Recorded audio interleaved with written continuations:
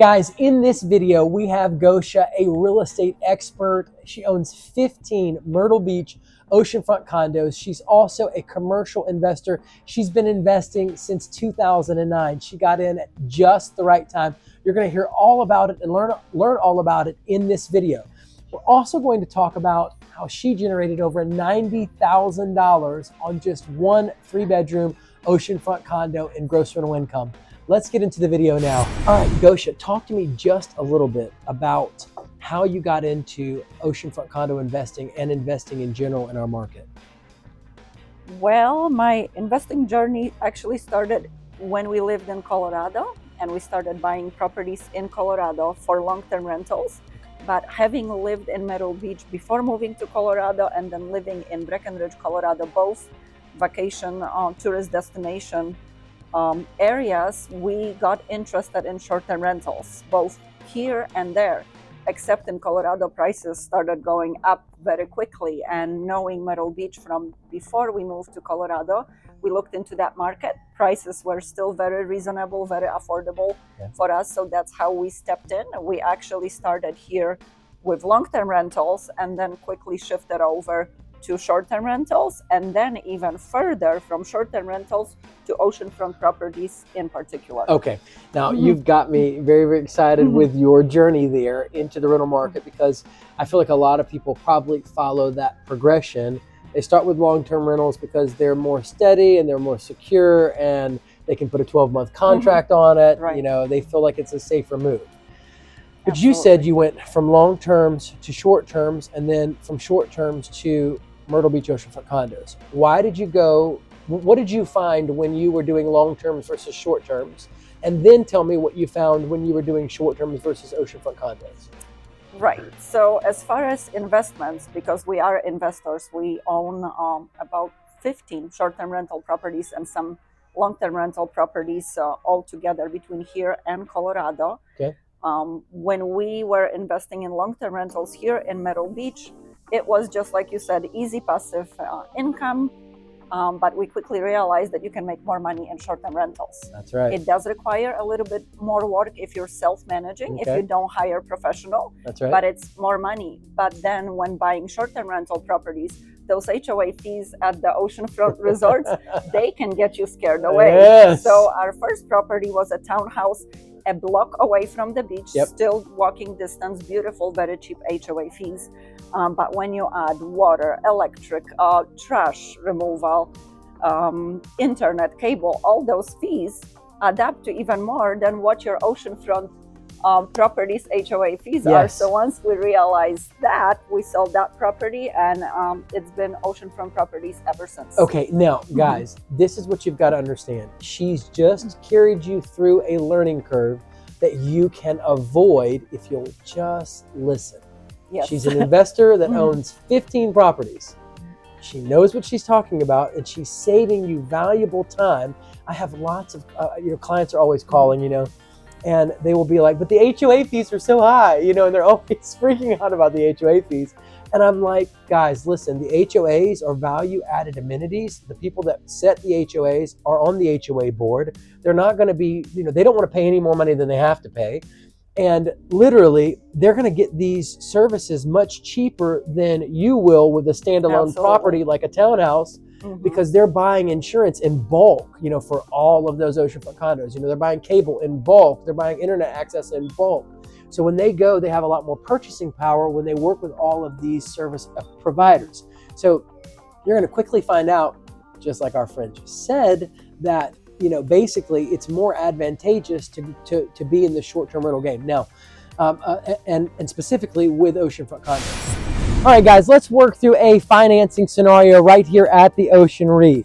Now, again, your purchase price was as much as $139,900.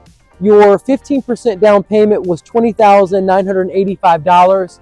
Yes, I do have a lender here. His name is Jason King. He does have a 15% down program. You can get into one of these investments for as little as 15% down. Now, generally, you're going to see 25% down when you call most lenders. So get in contact with me. It's 843-360-1737. Now, again, your average gross rental income between 2022 and 2023 was $30,204.25. Your 3% Airbnb, 3% of your gross rental income Airbnb platform fee was $906.13. Again, by subtracting that $906.13 from the $30,204.25 in gross rental income that you made, it does bring you to a subtotal of $29,298.12. Now, your principal and interest total $10,752. That is at 7.9% interest over 30 years. And again, including that 15% down. Your taxes were $1,490.17. Your cleaning services at $120 a cleaning for 30 cleanings have you at $3,600. Again, that can be more or less depending upon your rental strategy. You know, if you choose to allow people to stay for 1 day or 2 days, which could be very advantageous if you're collecting reviews to build your credibility on the Airbnb platform, you know, a lot of times your first or second year, you will allow those shorter stays. It's very smart to, so that you can get a lot of great 5-star reviews and build that credibility. Now, after that first year or two, once you have established yourself as a top-end host, then you can switch that to allowing only, you know, 5-day or 7-day rentals, reducing your cleaning cost. But early on, your cleaning costs are probably going to be a little bit higher. Now, moving right along, your HO6 insurance was $1,000.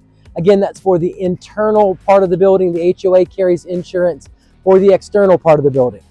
Then your excise tax was $313. Again, it's $2,000, it's $145 for the first $2,000 you collect in gross rental income. After that, it is $6 per $1,000 that you make on this property. That is a City of Myrtle Beach excise tax you have to pay for having a business license and owning and operating a short-term vacation rental property in our market. Now, your local hospitalities and accommodations tax, that's 3%. 1.5% goes to the City of Myrtle Beach. 1.5% goes to Horry County. That's a total of $906.13. And then finally, your annualized HOA dues were $9,624. And I will throw out that your electric in the unit, your internet, and pest control are all included in your monthly HOA dues. Now, your operating expense total was $27,685.30. When you subtract that from the subtotal up top of $29,298.12, you are left with a projected profitability of only $1,612.83 after financing, using the bank's money to make money. Now, again, if you'd have made just an extra $5,000, we're talking about as much as $6,408.58 on this efficiency unit that you would have made in profit using the bank's money. That's a cash on cash, a return of as much as 8%. All right, guys, let's work through depreciation on this unit with $139,900 purchase price. Again, being able to depreciate short-term rental properties over 39 years. That gives you a taxable income deduction of as much as $3,587.18.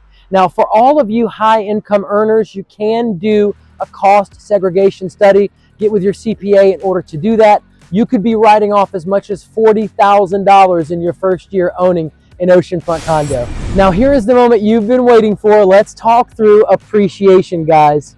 Now, if you would have bought a unit in 2014 here in efficiency at the Ocean Reef Resort, it would have cost you, $84,238. Now, you fast forward to 2024, and that same efficiency unit has increased in appreciation to a purchase price, an average purchase price of as much as $151,000. Guys, you would have made $66,762 in appreciation if your unit, if you would have purchased in 2014 and owned and sold in 2024 based on the averages. Guys, that's over $6,600 a year you're making building that nice little nest egg in appreciation, in addition to the profits that you make on this unit, and in addition to the depreciation that you can write off on it, and the free stay that you've got paid for by the 20 to 22 million tourists that visit our market each and every year. All right, so let's talk through the variants right here at the Ocean Reef Resort.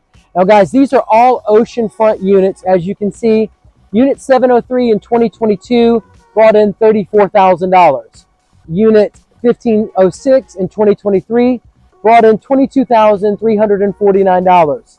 Unit 409 in 2022 brought in $31,000. And then again, unit 1202 in 2022 brought in as much as $33,468.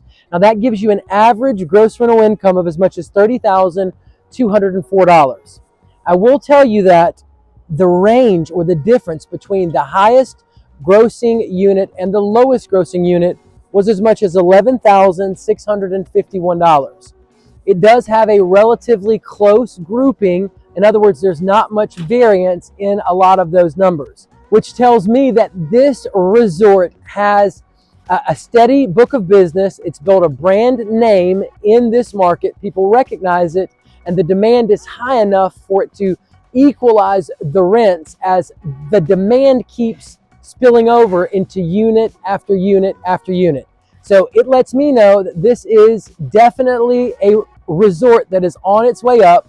Its operations are ran very, very well, and guests are satisfied, and they are coming back year after year after year right here at the Ocean Reef Resort. That's what's causing those rents to equalize, the increased and sustained demand year over year.